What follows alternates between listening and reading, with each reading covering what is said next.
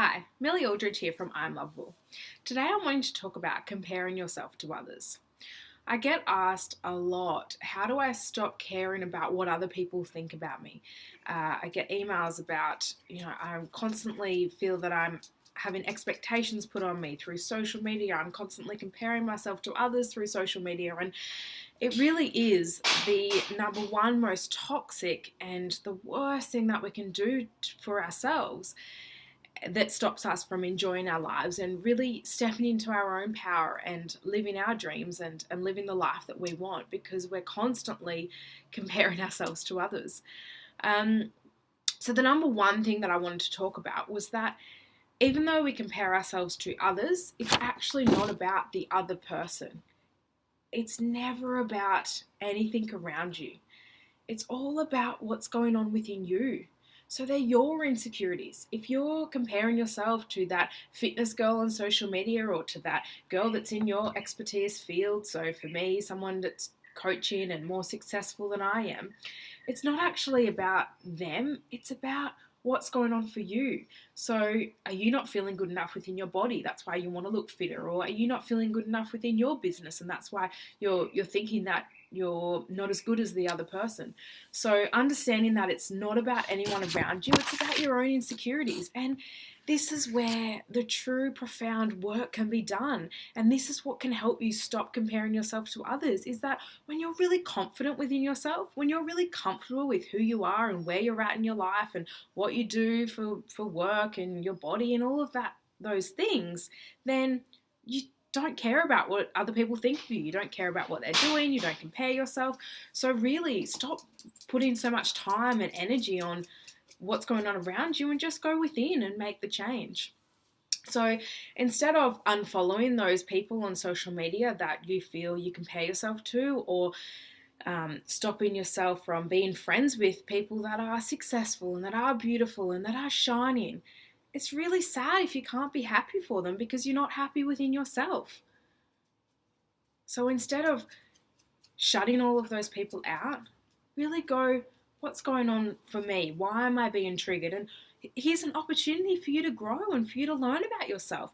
I know for me in my early 20s and teenage years, of course, I compared myself to everyone and I never felt good enough. But doing the inner work and really knowing that I'm lovable and that I'm valuable and that I'm okay and I'm beautiful and I'm where I'm at, I no longer compare myself. So really understanding it's your own insecurities. Number two is understanding that social media is everyone's highlight reel. So don't compare your behind the scenes to everyone's highlight reel.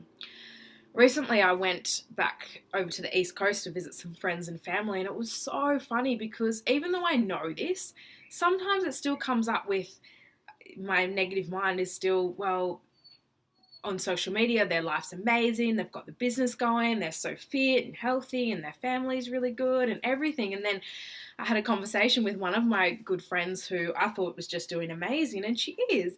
And she still has her struggles. She was saying how her boyfriend and her just had this massive fight the night before, and that her business, she's really struggling, and it's really hard work, and she doesn't really know where she's at. And it was just, for me, a massive eye-opener to remember to not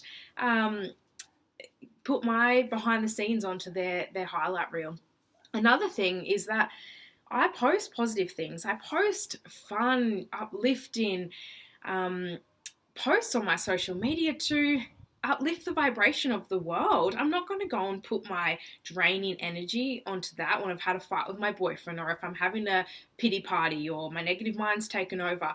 Sure, I'm real and I definitely open up and share those things, but not as much as I do the loving things that are going to help you feel confident and lift you up. So yeah, not comparing your negative days to people's positive ones, because we all have those down days. We all have those negative thoughts. We all have the same ego mind. So really remembering that next time you're having a down day and you see this person who's just amazing and she's got this life that's all, going really well, just remember that she has those negative thoughts as well, and that she does get down, and that she has the pity parties and everything as well. Number three leads me to, remembering that it is a lot to do with your negative mind. We all have that chatter inside our heads that puts us down and that wants to go, well, that person thinks that you're this and you should look like that, and shooting all over yourself. Right now, if you haven't already read my blog about this, change the word should to could. So instead of I should be doing this or I should be doing that, which just sets us up to, we really do put ourselves down and we compare ourselves and, we should be this successful and we should be this looking like this and everything. Change it to could. Eliminate should from your vocabulary, and when you're about to say should, change it to could, because it just takes all the pressure off. I could be this successful, or I could look like this. Truth is, I don't really want to, because if I did, then I would. And number four is understanding that we're all at different stages of our lives. So I get a lot of clients coming up to age 30 and they don't have a boyfriend, or they're not in the career that they want. They don't have as much money as they want. They don't have the house, all these things. I read this awesome thing the other day and it said age is only necessary when it's wine or cheese.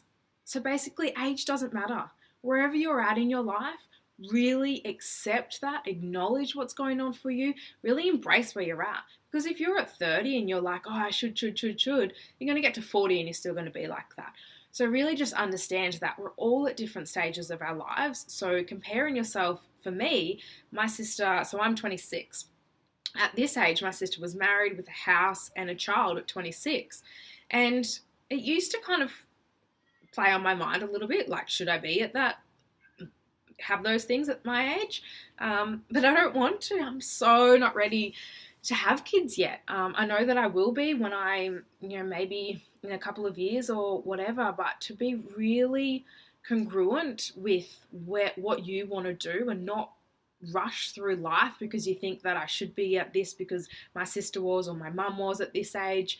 Really trusting and accepting where you're at in your life and knowing that that's exactly where you're meant to be. As long as you're happy, then that's perfect. So changing the word should to could, and knowing that everyone has that battle inside their head. You're not the only one that compares yourself. Even that, stop thinking that you're the only one that puts yourself down or you're the only one that has these negative days, because you're not. We all have them. And that you can't stop what's going on around you. We're not going to be able to stop the beautiful people from succeeding and the fitness models and all of those people. So really compliment them, because it helps lift you up as well. So instead of comparing yourself and putting yourself down, compare yourself by lifting yourself up. Yeah, sure, they're successful and they're beautiful, and so am I.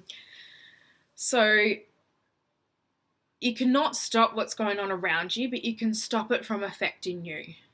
That's a real key point. You cannot stop what's going on around you, but you can stop it from affecting you.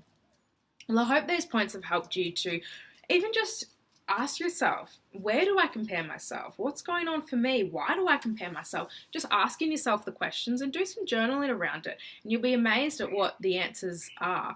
And usually it comes back to the belief that you're not good enough. So again, if you have any other questions or you need any support with stopping this, or even stop worrying about what other people think of you, then please feel free to email me, jump on my website, have a look at my coaching packages, and I've helped hundreds of women with this. Obviously, I've overcome it within myself as well. So I'm looking forward to supporting you to really step into yourself and into your power and just live the best life possible, because we're all individual. No one's the same. And I really want you to know how magnificent and powerful and lovable you really are. I'll speak with you soon. Bye.